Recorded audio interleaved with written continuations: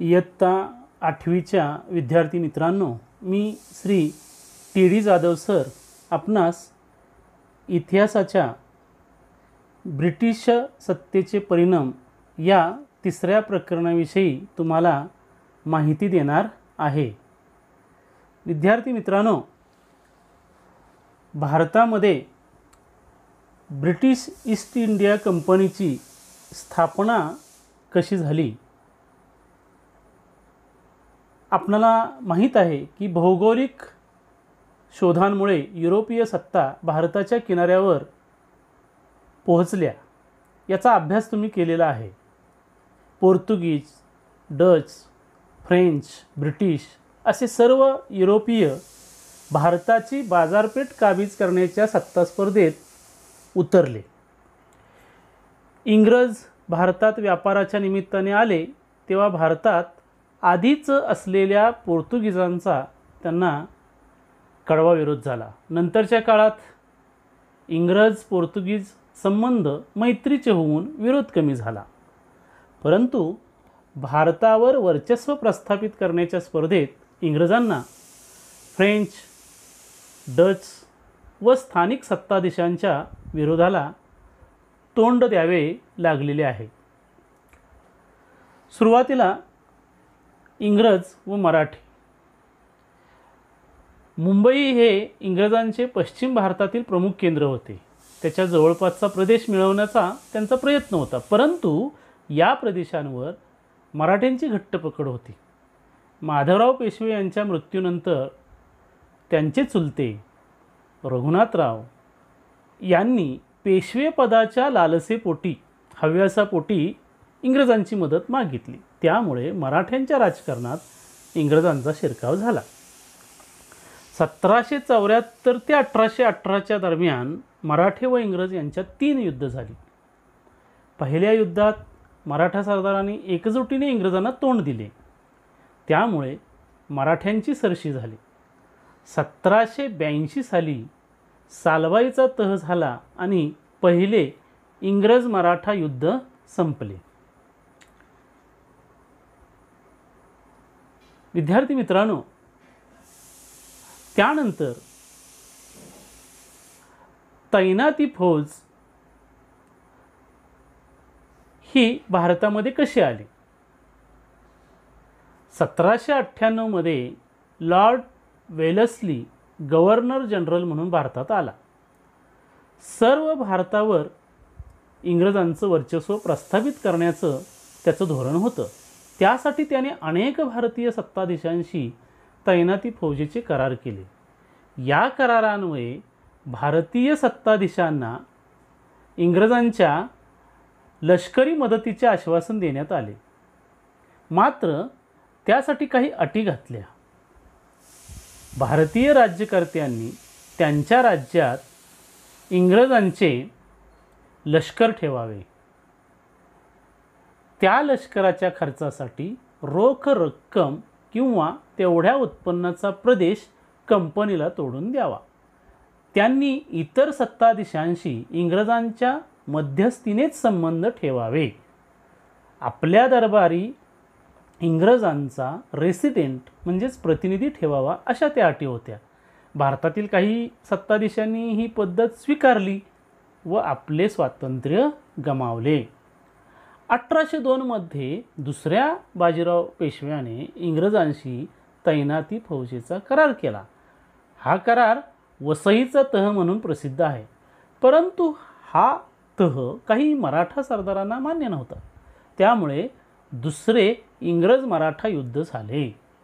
त्यातील विजयानंतर इंग्रजांचा मराठी राज्यातील हस्तक्षेप वाढू लागला। तो असह्य होऊन दुसऱ्या बाजीरावाने इंग्रजांविरुद्ध युद्ध पुकारले। या युद्धात त्याचा पराभव झाला। 1818 मध्ये त्याने शरणागती पत्करली। दरम्यान मुघलांची राजधानी दिल्ली प्रत्यक्षात दौलतराव शिंदे यांच्या नियंत्रणाखाली होती। शिंद्यांच्या फौजेचा पराभव करून जनरल लेख याने मुघल बादशाहाला ताब्यात घेऊन हिंदुस्थान जिंकला। यानंतर छत्रपती प्रतापसिंह यांचं कार्य फार मोठं आहे. पेशवाईचा अस्त झाला तरी सातारचे छत्रपती प्रतापसिंह गादीवर होते. इंग्रजांनी छत्रपती प्रतापसिंहांशी तह करून ग्रँट डफ या अधिकाऱ्याची त्यांना राज्यकारभारात मदत करण्यासाठी नेमणूक केली. परंतु काय झालं, नंतर त्यांना गादीवरून पदच्युत करून काशी येथे ठेवण्यात आले.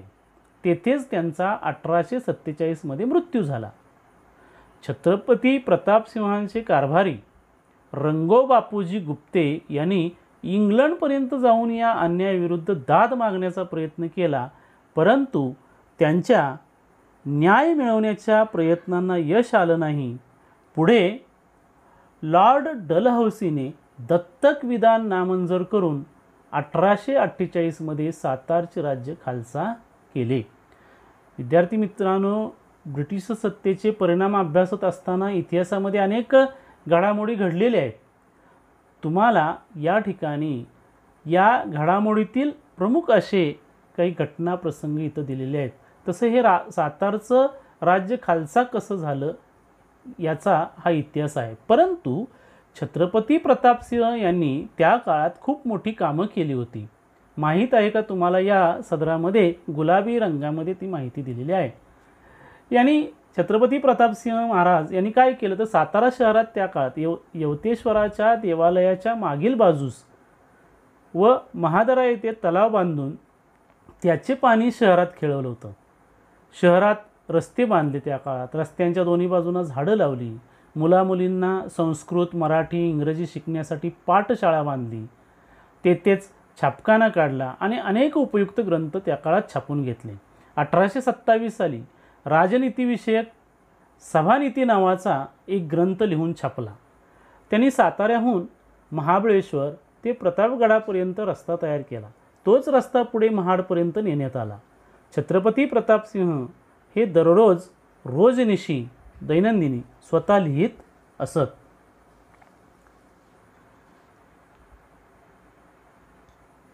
याच्यानंतर आपण पाहणार आहोत ब्रिटिश सत्तेचे भारतावरील काय परिणाम झाले. तर ह्या घडामोडी घडल्या. ब्रिटिश ईस्ट इंडिया कंपनीच्या माध्यमातून इंग्रज भारतात स्थिर स्थावर झाले. त्यामधून पुढं तैनाती फौज, त्याच्यातून पुढं ब्रिटिश सत्तेनं आपला प्रभाव भारतीयांच्यावर कसा केला हे आपण पाहिलं. मग प्रत्यक्षात हळूहळू अशा पद्धतीनं ही ब्रिटिश सत्ता भारतामध्ये स्थिरावत गेली आणि मग त्याचे भारतावर काही इष्ट चांगले तर काही अन्यायी असे बदल झाले, परिणाम दिसून आले. त्यात पहिल्यांदा दुहेरी राज्यव्यवस्था आपण बघणार आहोत. ती रॉबर्ट क्लाईव्हनं 1765 साली बंगालमध्ये दुहेरी राज्यव्यवस्था अस्तित्वात आणली. महसूल गोळा करण्याचं काम कंपनीनं हाती घेतलं, म्हणजे ब्रिटिश ईस्ट इंडिया कंपनी. त्यांनी महसूल गोळा करण्याचं काम कंपनीनं हाती घेतलं, तर शांतता व सुव्यवस्था राखण्याचं काम बंगालच्या नवाबाकडे ठेवलं. यालाच दुहेरी राज्यव्यवस्था असं म्हणतात. दुहेरी राज्यव्यवस्थेचे दुष्परिणाम कालांतराने दिसू लागले. सामान्य जनतेकडून कररूपाने वसूल केलेले पैसे कंपनीतील अधिकाऱ्यांनी स्वतःच्या खिशात घातले. भारतातील व्यापाराचा मागता फक्त ईस्ट इंडिया कंपनीला दिल्यामुळे इंग्लंडमधील अनेक व्यापाऱ्यांना कंपनीचा हेवा वाटत होता. कंपनीच्या भारतावरील कारभारावर इंग्लंडमध्ये टीका होऊ लागले. तेव्हा कंपनीच्या कारभारावर नियंत्रण ठेवण्यासाठी इंग्लंडच्या पार्लमेंटने काही महत्त्वाचे कायदे केले. मग हे पार्लमेंटने केलेले कायदे कोणते होते मग? तर 1773च्या रेग्युलेटिंग ॲक्टनुसार बंगालच्या गव्हर्नरला गव्हर्नर जनरल असा हुद्दा देण्यात आला. ह्या ॲक्टनुसार लॉर्ड वॉरन हेस्टिंग्ज हा गव्हर्नर जनरल झाला. मुंबई व मद्रास इलाक्यांच्या धोरणावर नियंत्रण ठेवण्याचा अधिकार त्याला मिळाला. त्याच्या मदतीला 4 सदस्यांची समिती नेमण्यात आली. 1784 पिटचा भारतविषयक कायदा मंजूर झाला. कंपनीच्या भारतातील राज्यकारभारावर पार्लमेंटचे नियंत्रण ठेवण्यासाठी एक कायमस्वरूपाचे नियामक मंडळ स्थापन करण्यात आले. कंपनीला भारतातील राज्यकारभाराविषयी आदेश देण्याचा अधिकार या मंडळाला देण्यात आला. 1813, 1833 व 1853मध्ये कंपनीच्या कारभारात फेरबदल करणारे कायदे पार्लमेंटने केले.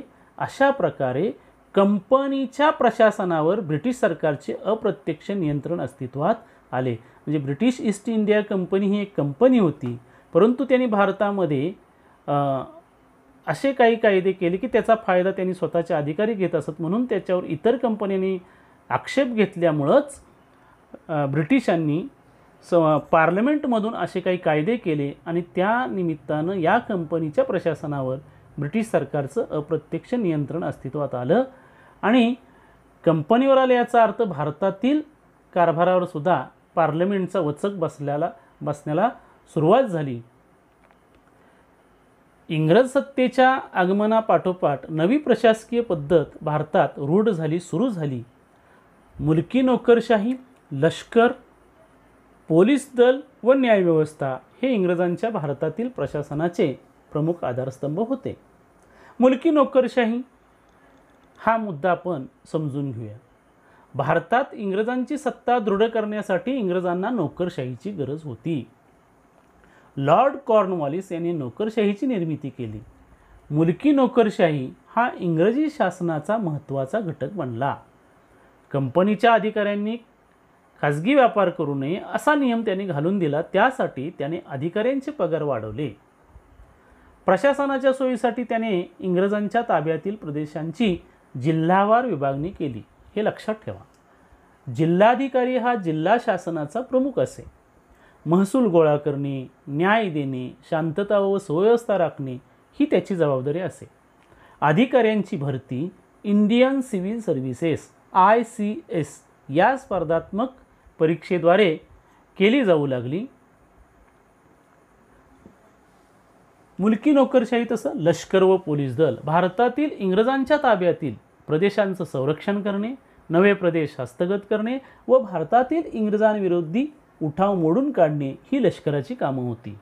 देशात कायदा व सुव्यवस्था राखणे हे पोलीस दलाचे काम असे. न्यायव्यवस्था. इंग्लंडमधील न्यायव्यवस्थेच्या धर्तीवर इंग्रजांनी भारतात नवी न्यायव्यवस्था स्थापन केली. प्रत्येक जिल्ह्यात मुलकी खटल्यासाठी दिवाणी न्यायालय व फौजदारी खटल्यासाठी फौजदारी न्यायालय स्थापन केले. त्यांच्या निर्णयांच्या फेरविचारासाठी उच्च न्यायालये स्थापन केली.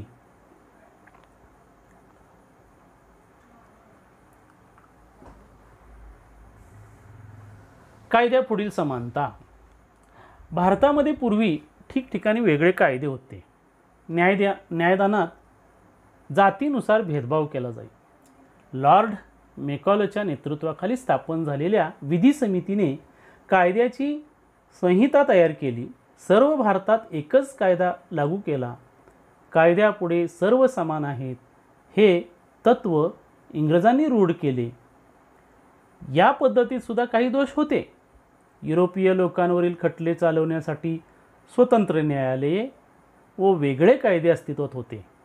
नवे कायदे सामान्य लोकांना समजत नसत. न्याय ही सामान्य लोकांसाठी खूपच खर्चिक बाब होती. खटले वर्षानुवर्ष चालत.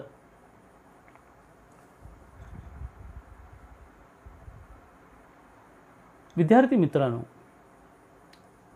इंग्रजांची काही आर्थिक धोरणंसुद्धा होती की जेणेकरून आपण हे जे प्रकरण अभ्यासतोय या प्रकरणामध्ये आपणाला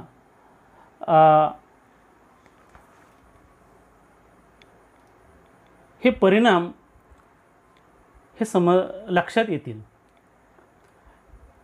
तर इंग्रजांची आर्थिक धोरणं प्राचीन काळापासून भारतावर आक्रमणं होत राहिलेली आहेत.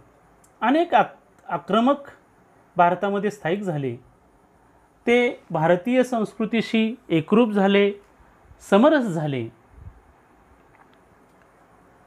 त्यांनी जरी इथं राज्य केलं असलं तरीसुद्धा भारताच्या अर्थव्यवस्थेत मूलभूत बदल केले नाहीत.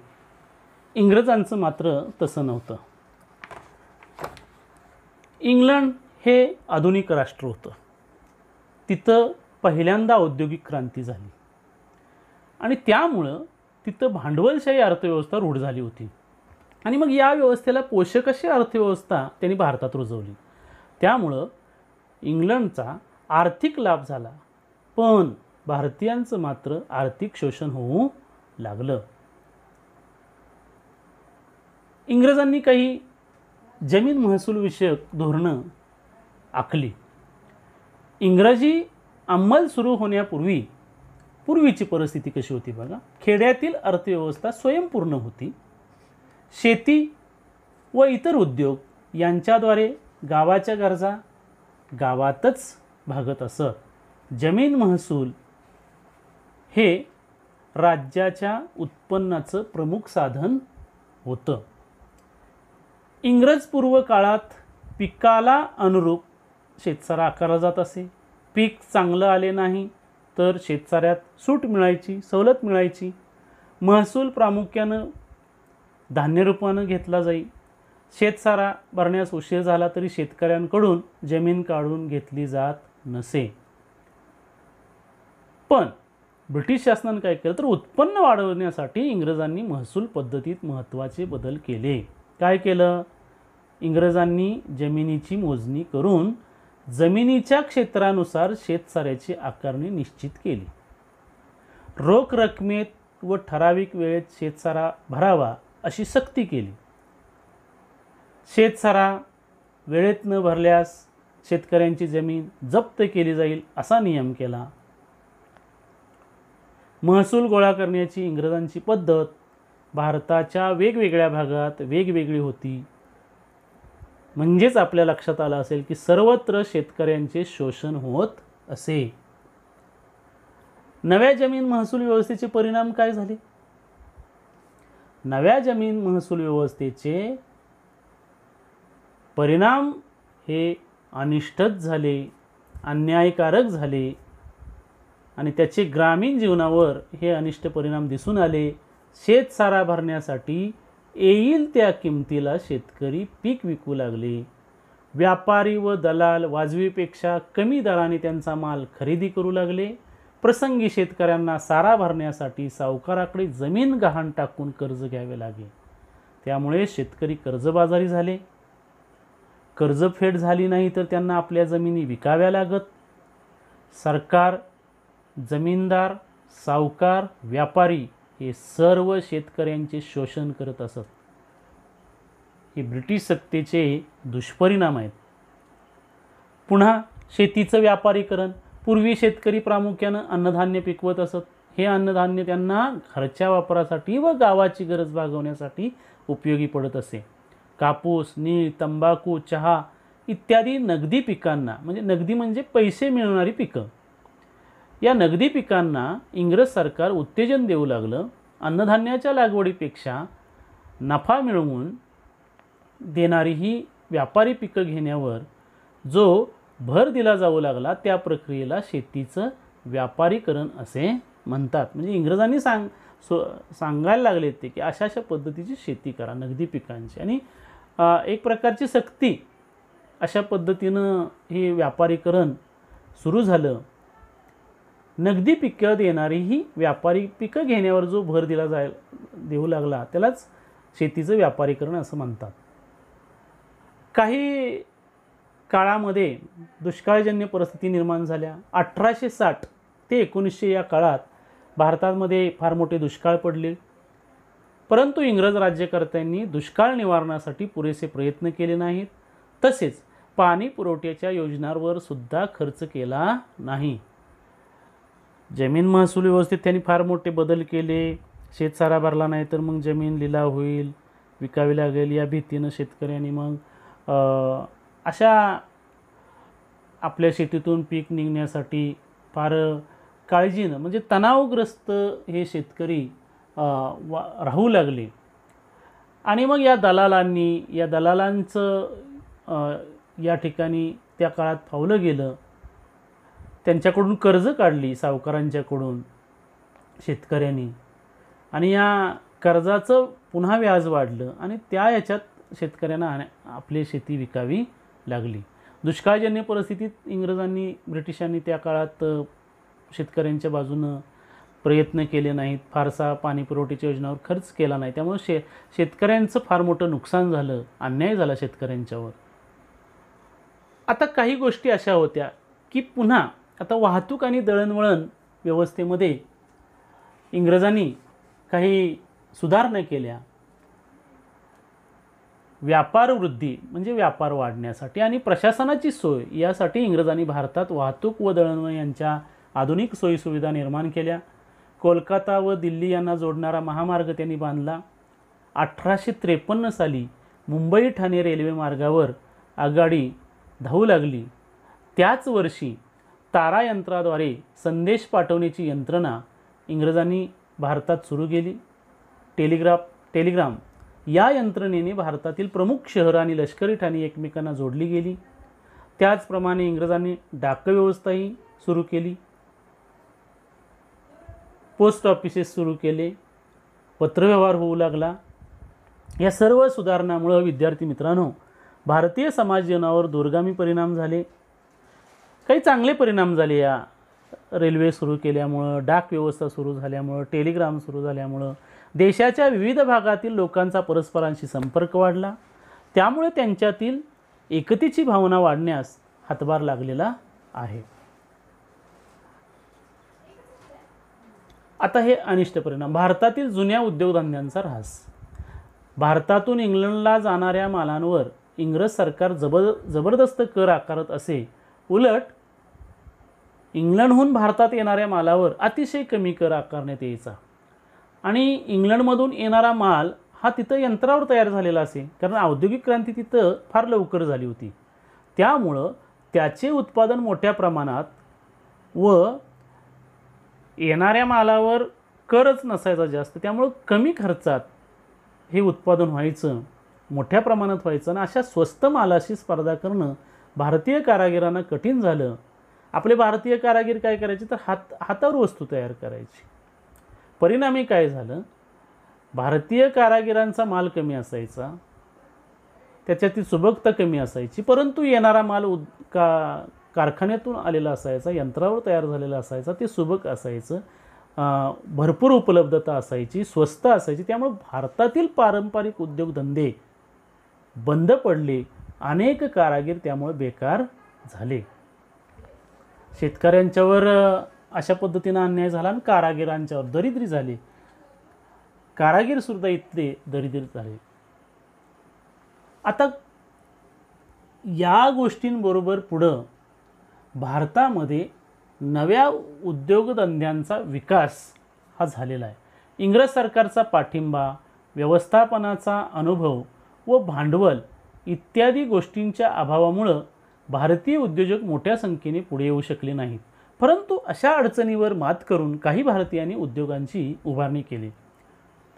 विद्यार्थी मित्रांनो, 1853 मध्ये कावलची नानाभाई दावर यांनी मुंबईत पहिली कापड गिरणी सुरू केली.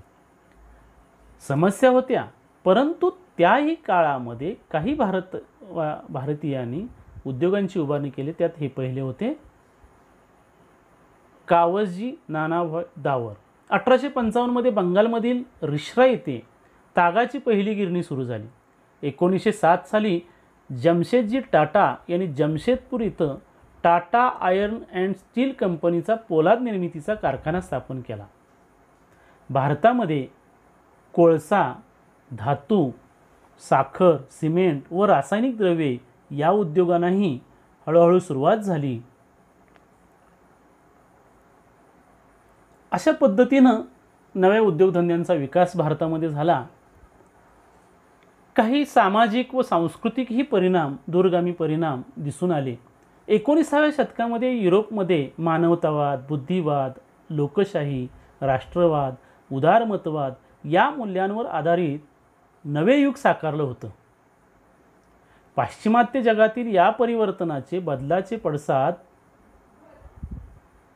भारतात सुद्धा उमटणे स्वाभाविक होते.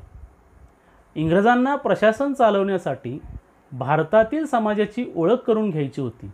त्यासाठी त्यांनी येथील परंपरा, इतिहास, साहित्य, कला तसेच येथील संगीत, प्राणी, पक्षी यांचाही अभ्यास करण्यास सुरुवात केली. 1874 साली विल्यम जोन्स या इंग्रज अधिकाऱ्याने कोलकाता येथे एशियाटिक सोसायटी ऑफ बंगाल ही संस्था स्थापन केली. मॅक्स म्युलर हा जर्मन विचारवंत भारतीय धर्म, भाषा, इतिहास यांचा गाढा अभ्यासक होता. या उदाहरणांमुळं आपणही आपला धर्म, इतिहास, परंपरा याचा अभ्यास करायला हवा अशी जाणीव नवशिक्षित भारतीयांमध्ये त्या काळी होऊ लागली. हा इष्ट परिणाम, हा चांगला परिणाम होता. इंग्रजांनी भारतात अनेक कायदे केले. 1829 मध्ये लॉर्ड बेंटिकने सतीबंदीचा कायदा केला. 1856 मध्ये लॉर्ड डलहौसीने विधवा पुनर्विवाहाला मान्यता देणारा कायदा केला. हे कायदे समाज सुधारणेसाठी पूरक ठरले, त्यामुळे समाज सुधारणा होण्यास मदत झाली. सामाजिक सांस्कृतिक परिणामामध्ये इष्ट बदल होते. काही बदल, प्रशासन चालवण्यासाठी ब्रिटिशांना इंग्रजी शिक्षण घेतलेल्या भारतीयांची गरज होती. लॉर्ड मेकॉलेच्या शिफारशीनुसार 1835 मध्ये भारतात इंग्रजी शिक्षण सुरू करण्यात आले. नव्या शिक्षणाद्वारे नवे पाश्चात्य विचार, आधुनिक सुधारणा, विज्ञान व तंत्रज्ञान यांची भारतीयांना ओळख करून देण्यात आली. 1857 साली कोलकाता, मुंबई, मद्रास म्हणजे आत्ताचं चेन्नई येथे विद्यापीठांची स्थापना करण्यात आली. पाश्चात्य शिक्षण घेतलेल्या मध्यम वर्गाने भारतातील सामाजिक प्रबोधनाच्या चळवळीचे नेतृत्व केले.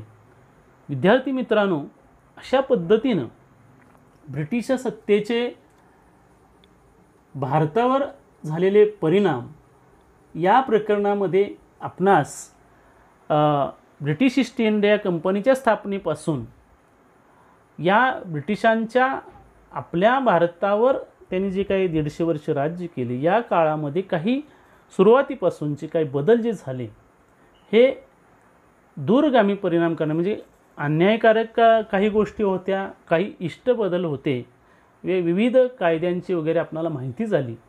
या प्रकरणामध्ये ह्या घडामोडी ज्या घडलेल्या आहेत त्या घटना घडामोडी यांचा बारकाईने तुम्ही पुन्हा एकदा हे प्रकरण चांगलं वाचा, अभ्यास करा आणि याच्यावर जे स्वाध्याय दिलेला आहे तो स्वाध्याय आपल्या इतिहासाच्या वहीमध्ये सोडवा. तुम्हाला हे प्रकरण नक्कीच समजलं असेल. धन्यवाद.